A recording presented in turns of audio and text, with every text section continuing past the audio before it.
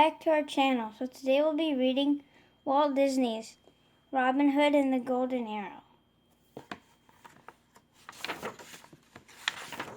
Robin Hood and Little John were hiding out in Sherwood Forest. The two outlaws had tricked Prince John. They had taken his gold and give it back to the poor people he had robbed. While Robin Hood stirred the kettle of soup, Little John was hanging up the washing. Suddenly their good friend Friar Tuck came rushing down the road from Nottingham. He tasted the soup. Then he said, "Have you heard the news? Prince John is holding an archery contest.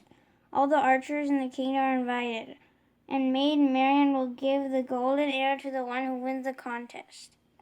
Robin Hood was very happy to hear the news. "I'll go to that contest," he shouted, "and I will win the golden arrow and see Maid Marian too." "Wait a minute, Robin," said Friar Tuck. "How can you go to Prince John's contest? All of his soldiers will be waiting for you." "Don't worry," Robin answered. "No one will know who we are. We'll wear disguises." Robin dressed up like a long-legged stork. Little John dressed himself to look like a nobleman of high rank. Who would believe they were really two famous outlaws? On their way to the archery contest, they met the sheriff from Nottingham. "Why, good morning, Sheriff," said Robin. "What an honor to meet you here." "And a good morning to you, my fine friend," answered the sheriff. He never guessed he was speaking to Robin Hood.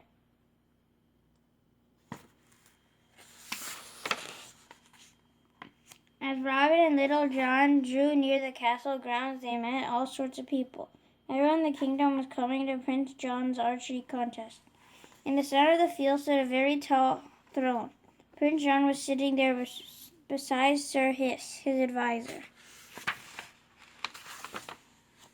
Prince John smiled. "At last we are going to capture that outlaw Robin Hood," he said. "Are you quite sure, sire?"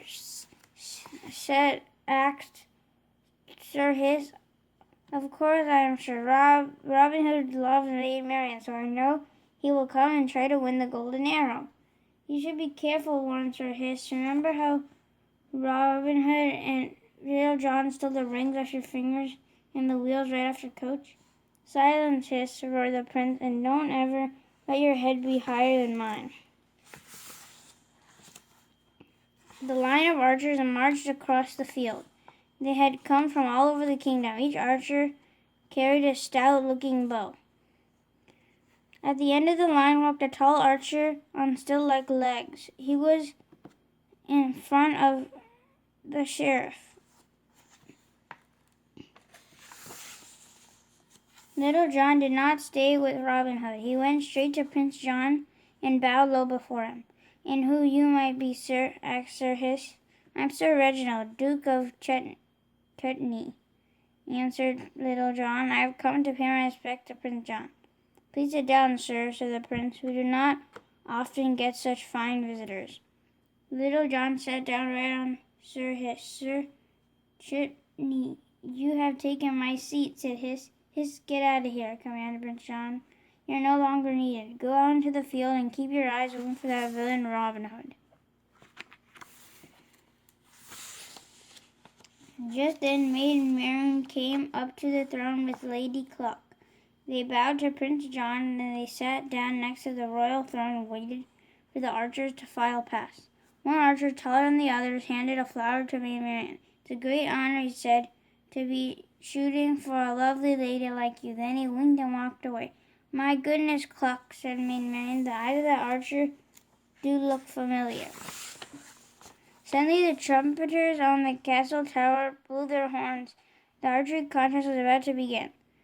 The contest master walked toward the throne. He stopped in front of Prince John and held up the golden arrow on a purple cushion. The archers lined up in a long straight row, ready to shoot. At the signal, each one in turn let his arrow fly toward the target. The sheriff and the stork were the best. The sheriff's arrow went into the center of the yellow circle. Robin Hood's arrow went right into the circle too. The first match ended in a tie. Little John looked at the prince. Did you see that? He asked. That long-legged archer is very good. Indeed he is, the prince smiled. I just wonder who he could be. Not many men can shoot as well as the sheriff. On the field, the sheriff and Robin Hood were getting ready for the next shot. I hear you're having fun catching that rascal Robin Hood, said the long-legged archer. Oh, it's no trouble, said the sheriff. He's scared of me, that's all. But if he dares to come in here, I will spot him, even in one of those silly disguises. Attention, everyone, shouted the contest master. The sheriff and the stork from Devonshire will shoot again. But first they must move back 30 paces. The sheriff bowed very low. Then the stork bowed, at the same time waving to Maid Marian. Maid Marian waved back. She was smiling happily. Now she was sure that she knew who the long-legged archer was. I think you like that tall archer, said Prince John. Oh, yes, answered Maid Marian, and her face turned red. That is, he makes me smile. But the prince was not smiling, for he was sure that he knew who the long-legged archer was. It was the sheriff's turn to shoot again, but this time his arrow went too high. But the target holder quickly raised the target. The arrow landed in the bullseye. Next, the stork took his turn. The long-legged archer aimed carefully and stretched his bow tight. His arrow flew straight to the bullseye and knocked the sheriff's arrow to the ground. The stork had won.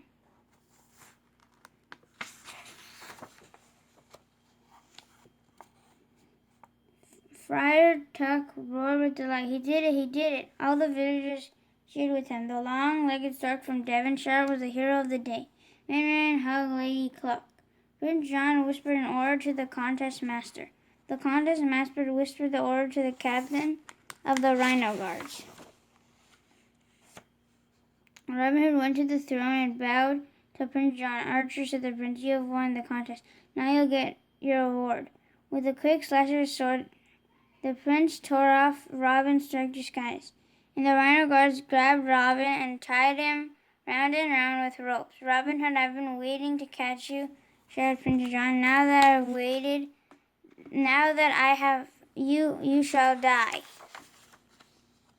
Oh, Prince John, cried Maid Marian, spare his life, I beg you. Why should I, said the prince, because I love him. Maid Marian answered softly. While Maid Marian was talking, Little John quietly sneaked beneath the throne. All at once, Prince John felt something sharp sticking into his back. He had a strong hand pull his collar tight around his neck. All right, Prince, whispered Little John. Tell your men to let Robin Hood go. Untie the prisoner, shouted the prince. Let him go at once, I say. Suddenly Robin Hood was free then. The sheriff could not believe what was happening. Before Prince John could change his mind, Robin rushed to the platform and grabbed Maid Marian and Lady Cluck. Running behind the throne, Robin Hood took the dagger from Little John. Then he cut the rope that held the cloth roof over the throne. Down it crashed, trapping the prince, the sheriff, and all the guards. While the prince and his men struggled to get free, Robin and his 3 friends ran off as fast as they could go. They did not stop running until they were across the river, safe in the shelter of the forest. You see, said Robin Hood, I did win the contest, and that's how Maid Marian and Lady Cluck came to join Robin Hood and his band of outlaws in Sherwood Forest. The end. Thank you for watching. Hope you guys enjoyed Disney's Robin Hood and the Golden Arrow. Stay tuned for another book read coming soon. Take care, guys. Be safe out there, and make sure you guys are reading. Bye. Bye.